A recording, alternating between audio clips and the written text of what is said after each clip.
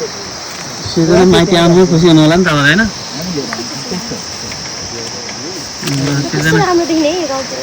है तपाईँको माइती हो नि हो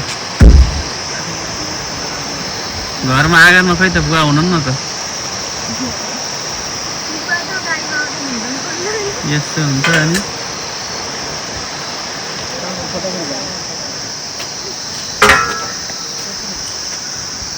हामी आज केसरीको सुटिङको तेस्रो दिनमा छौँ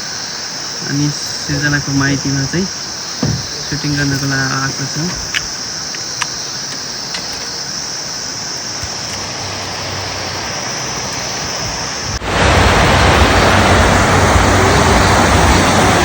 जुम जुम जुम जुम भागम भागम ढिलो भयो आएन पर्यो नि मामा अतै होइन मामा क्या हेन्छन् माथिबाट दौडेर आएको बस्नु गइसकेको छ उनीहरू कस्तो हुन्छ नि ल